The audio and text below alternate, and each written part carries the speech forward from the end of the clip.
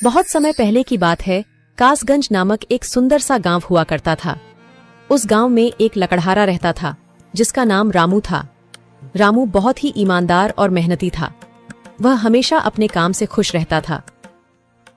उसके पास ज्यादा पैसे नहीं थे, लेकिन वह अपनी जिंदगी से संतुष्ट था। रामू के परिवार में उसकी पत्नी और उसके 2 बच्चे थे। रामू सेठ लालचंद के यहाँ लकड़ी काटने का काम करता था और लकड़ी काटने के बदले में सेठ लालचंद रामू को पैसे देता था, जिससे रामू और उसके परिवार का जीवन व्यापन होता था। सुमन, मैं काम पर जा रहा हूँ। आज बहुत देर हो गया है, तो तुम बच्चों को स्कूल छोड़ आना। जी, स्कूल तो मैं छोड़ आऊंगी, लेकिन मोनू और चिंकी पिछले 2 दिन से कह रहे हैं कि उनके स्कूल की टीचर स्कूल की फीस मंगा रही है। हाँ, तो जाकर दे आओ ना स्कूल की फीस। अजी कहाँ से दूं? आप जो पगार लाते हैं उसमें मुश्किल से तो घर चल पाता है। अब उतनी सी तनख्वाह में मैं बच्चों की फीस का इंतजाम कैसे करूं? अजी मैं एक बात आपको साफ साफ कह देती हूँ, आप सेठ लालचंद जी से पगार बढ़ाने की बात कहिए। दिन पर दिन खर्च बढ़ता जा रहा है। बाजार में अगर सब्जी लेने निकलो तो सब्जियों के दाम आसमान छू रहे हैं, और बच्चों की पढ़ाई का खर्चा, घर का खर्चा अब इतनी कम तनख्वाह में कैसे गुजारा होगा? ठीक है, मैं आज ही सेठ जी से थोड़ा पगार बढ़ाने की बात करता हूँ। इतना कहकर रामू काम पर चला जाता है।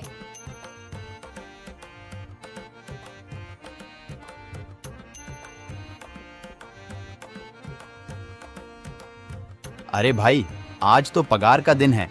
देखो, अब यह सेठ लालचंद कोई ना कोई लोचा जरूर करेगा। हमेशा कोई ना कोई बहाना बनाकर पगार कम कर देता है। और अगली बार तो मेरी आधी पगार काट ली थी, यह कहकर कि जो मैंने लालचंद जी से 200 रुपए उधार लिए थे, उसका ब्याज बढ़कर 1000 रुपए हो गया है। इसलिए मैं तुम्हारी पगार में से 1000 रुपए काट रहा हूँ। हाँ हरिया भाई, तुम एकदम ठीक कह रहे हो। ये सेठ लालचंद ना एक नंबर का चालाक और लालची इंसान है। एक तो दुगुना काम ले लेता है और बदले में पैसे भी पूरे नहीं देता। हाँ भाई, मेरे भी अगली बार सेठ लालचंद ने पगार काट लिए थे। मैंने बस 2 छुट्टी ली थी जब मेरी बिटिया बहुत बीमार थी, और इस लालचंद ने इस बात का फायदा उठाकर मेरी पूरी आधी पगार काट ली। हे भगवान, बस सेठ जी इस बार मेरी पूरी पगार दे दें। बच्चों के स्कूल की फीस भी भरनी है। ऐसे सभी लकड़हारे अपने काम पर लग जाते हैं। काम करने के बाद सेठ लालचंद के पास जाते हैं। सेठ जी, महीना पूरा हो गया है, हमें हमारी तनख्वाह दे दीजिए। देखो भाइयों, अभी मेरे पास तुम्हें देने के लिए पैसे नहीं है। अभी माल नहीं बिका है, सारा माल गोदाम में ही पड़ा हुआ है। कल या परसों तक तुम्हें तुम्हारी तनख्वाह मिल जाएगी। पर सेठ जी, अभी हमारे पास बिल्कुल पैसे नहीं बचे हैं। घर का भी सामान लाना है, बच्चों की फीस भरनी है। अरे मैंने कहा तो सही, 1-2 दिन और रुक जाओ, कल या परसों तक पैसे मिल जाएंगे। अभी मेरे पास पैसे नहीं है। सभी लकड़हारे निराश मन से अपने अपने घर आ जाते हैं। अजी क्या हुआ? इस बार कितना पगार मिला है? सुमन, अभी कोई पगार नहीं मिला। सेठ जी ने कहा है कि 1-2 दिन में पगार मिल जाएगा। पगार नहीं मिला? आपको तो पता है ना, बच्चों की फीस भरनी है। इनकी स्कूल टीचर ने आज साफ साफ चेतावनी दे दी है कि अगर कल फीस नहीं लाई तो बच्चों को घर पर ही बिठा लेना। अब बताओ मैं क्या करूं? मैं क्या करूं सुमन, ये सेठ जी समय पर कभी पैसे देते ही नहीं है। अब तो बस हम इंतजार के सिवा और कुछ नहीं कर सकते। 1-2 दिन की बात है, देख लेते हैं। ऐसे ही 2 दिन गुजर जाते हैं। 2 दिन बाद सेठ लालचंद सबको पगार देता है। अरे हरिया, ये ले अपनी इस महीने की पगार। सेठ जी, यह तो बस 2000 है। मैंने तो इस महीने 3000 तक का काम किया है। हाँ, काम तो किया है, लेकिन तूने 1-1 घंटे आराम भी तो किया है।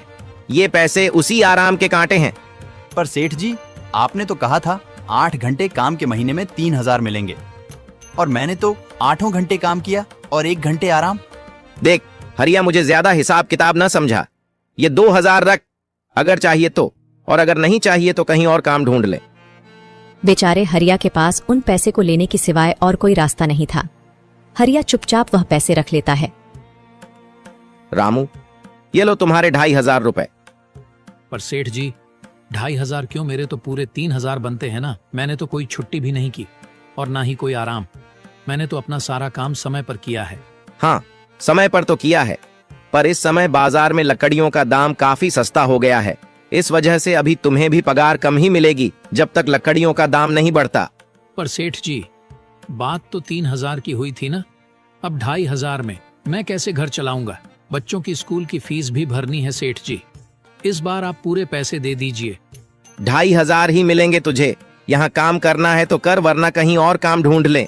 बेचारे हरिया के पास उन पैसे को लेने के सिवाय और कोई रास्ता नहीं था।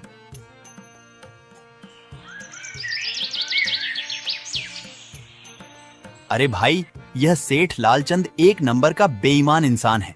सारे पैसे अपने जेब में भर लेता है और बहाने बनाता है कि लकड़ियों के दाम सस्ते हो गए हैं।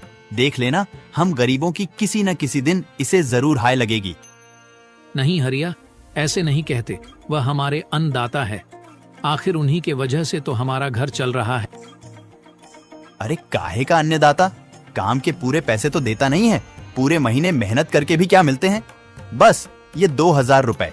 इसमें घर खर्च कैसे चलाएं? ऐसे तो हम कभी तरक्की नहीं कर पाएंगे। और हम कर भी क्या सकते हैं हरिया? हमें लकड़ी काटने की सिवा और कोई काम कहाँ आता है? और कोई काम खोलना भी चाहे तो उसके लिए हमारे पास इतने पैसे कहाँ हैं? अब जो भी हो, हमारा तो बस ये सेठ लालचंद ही सहारा है ना। कुछ देर बातें करने के बाद अपने घर की ओर निकल पड़ते हैं। जी आ गए आप। कितनी पगार मिला है? सुमन, इस बार सेठ जी ने बस 2,500 रुपए ही दिए हैं। बस 2,000? इतने में कैसे घर चलाएंगे? बच्चों की फीस में ही 1,000 रुपए निकल जाएंगे। फिर 1,500 में क्या क्या करेंगे? अब मैं क्या कहूँ सुमन, अब तुम्हें इसी में ही गुजारा करना होगा। तुम सबसे पहले बच्चों की फीस भर देना, इसके बाद बाकी का मैं देखता हूँ। अजी आप क्या देख लोगे? सेठ जी से पूरे पैसे तो मांगे नहीं गए आपसे? नहीं सुमन, मैंने सेठ जी से पैसों के लिए कहा था, पर सेठ जी ने साफ इनकार कर दिया और कहा, यह लेना है तो लो, वरना कहीं और काम ढूंढ सकते हो। मैं सोच रहा हूं कि लकड़ी काटने के बाद मैं कहीं और भी काम ढूंढ लूं। सेठ जी के यहां से काम करने के बाद मैं दूसरी जगह पर काम किया करूंगा, इससे कुछ ज्यादा आमदनी हो जाएगी। आज ही मैं सेठ जी के यहां पर काम करने के बाद और भी जगह काम ढूंढने जाऊंगा। इतना कहकर रामू काम पर निकल जाता है और जैसा कि रामू ने कहा था, वह लालचंद के यहाँ काम करने के बाद काम की तलाश में निकल जाता है। रामू पूरे गांव में काम ढूंढता है, दुकानों दुकानों पर जाकर लोगों से काम मांगता है, मगर हर जगह रामू को केवल निराशा ही हाथ लगती है। अंत में थक हार कर रामू वापस जाने लगता है। तभी वह देखता है कि अचानक बहुत सारे भैंसों का झुंड उसकी तरफ दौड़े आ रहा है। यह देखकर रामू बहुत डर जाता है। वह इधर उधर देखता है तो उसे एक गुफा दिखती है और वह गुफा में जाकर छुप जाता है। जब भैंसों का झुंड वहां से निकल जाता है तब रामू की जान में जान आती है। हे भगवान, आज तो बाल बाल बच गया मैं, वरना आज तो मैं इन भैंसों के पैरों तलों तो कुचला ही जाता। पर यह मैं कहां आ गया? रामू यह सब सोच ही रहा था कि तभी उसकी नजर गुफा में रखी एक टोकरी पर जाती है। रामू उस टोकरी के पास जाता है। ये कैसी गुफा है? ये कैसी टोकरी यहाँ पड़ी है? इसे मैं घर ले जाता हूँ, सामान रखने के काम आ जाएगी।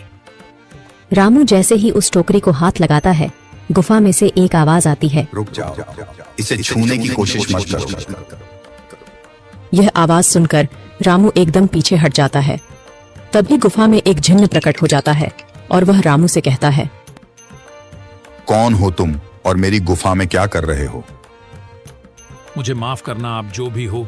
कुछ भैंसों का झुंड मेरे पीछे पड़ गया था और उनसे बचने के लिए मैं इस गुफा में आकर छिप गया और फिर मेरी नजर इस टोकरी पर गई। माफ कीजिए, मुझे लगा यहाँ कोई नहीं है तो यह टोकरी किसी की नहीं होगी, इसलिए मैंने इसे छुआ। रामू, तुम्हें डरने की जरूरत नहीं है। मैं तुम्हारे बारे में सब जानता हूँ। मेरी नजर एक बार भी जिस पर पड़ जाती है, मैं उसका इतिहास अपनी खुली आंखों से देख सकता हूँ। पर आप है कौन और आप इतने विचित्र क्यों दिखाई पड़ रहे हैं? आप अपना परिचय दीजिए। कौन है आप? मैं एक जिन हूँ और मैं कई सालों से इस गुफा की रक्षा कर रहा हूँ। यह गुफा मेरे पूर्वजों की है। इस गुफा में केवल वही इंसान घुस सकता है जिसका मन बिल्कुल पवित्र हो। अगर तुम अपवित्र होते तो तुम इस गुफा में कभी नहीं घुस पाते। तुम एक सच्चे इंसान हो, इसलिए तुम इस गुफा में घुस पाए और इस टोकरी को छू पाए। अब तुमने इस टोकरी को छुआ है तो यह टोकरी तुम्हारी हुई। नहीं, मुझे ये टोकरी नहीं चाहिए, मैं तो बस देख रहा था।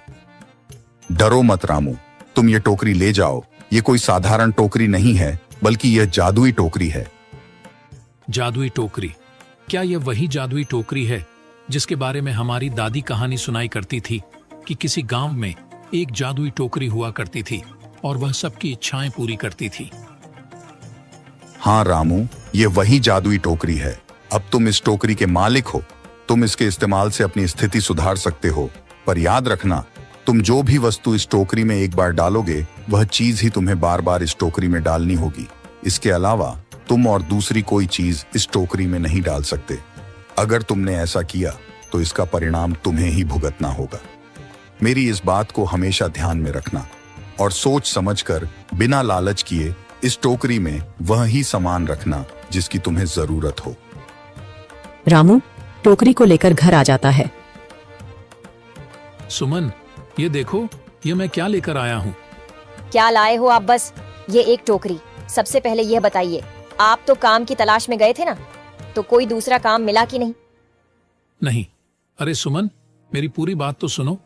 ये कोई ऐसी वैसी टोकरी नहीं है, बल्कि यह एक जादुई टोकरी है। रामू सुमन को वह सारी घटना के बारे में बताता है जो उसके साथ हुई।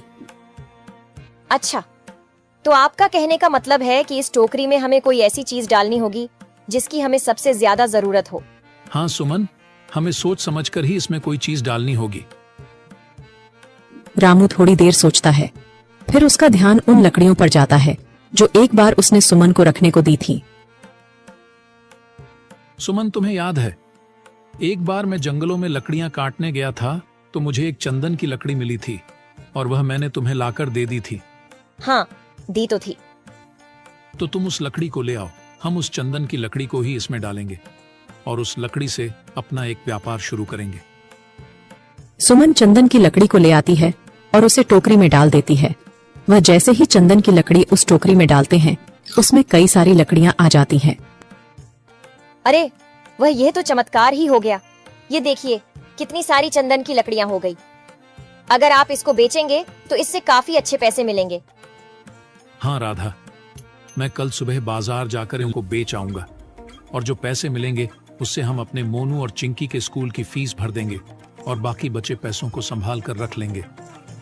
अगले दिन रामू लालचंद सेठ के यहाँ काम पर न जाकर चंदन की लकड़ियों को बेचने के लिए बाजार की ओर निकल पड़ता है। वहाँ पर रामू चंदन की लकड़ियों को बहुत ही कम दामों में बेचा, जिसकी वजह से आम लोगों के साथ साथ बड़े व्यापारियों ने भी रामू से चंदन की लकड़ियां खरीदी। लकड़ियों को बेचकर रामू को काफी अच्छे पैसे मिले। पैसों को लेकर चंदन घर आ जाता है। ये देखो सुमन, उन लकड़ियों को बेचकर मुझे कितने सारे पैसे मिले हैं। ये लो कुछ पैसे, इससे तुम कल मोनू और चिंकी के स्कूल के फीस भर देना। अच्छा, तो मैं काम पर जाता हूँ। अजी, आपके पास तो अब यह जादुई टोकरी है, तो अब आपको उस सेठ लालचंद के यहाँ काम करने की क्या जरूरत है? हाँ सुमन, मैं सेठ लालचंद जी के यहाँ काम पर नहीं जा रहा, बल्कि मैं तो वहाँ पर जो काम कर रहे बाकी के लकड़हारे हैं उन्हें ये खुशी की खबर देने जा रहा हूँ, क्योंकि सेठ लालचंद जी से मेरे साथ साथ वह लकड़हारे भी बहुत परेशान थे। इसलिए अगर मेरा भला हो रहा है तो क्यों ना मैं उन सभी का भला करूं। वह सभी बहुत ईमानदार लकड़हारे हैं, वह सभी बहुत मेहनत से काम करते हैं, मगर लालचंद ने कभी भी उनको उनकी मेहनत के सही पैसे नहीं दिए। इसलिए मैंने सोचा है क्यों ना मैं उनको अपने इस काम में शामिल कर लूं। हाँ जी, बात तो आपकी बिल्कुल सही है। अगर आप सभी लोग एक साथ मिलकर काम करेंगे तो हम सब बहुत जल्द ही तरक्की हासिल कर लेंगे।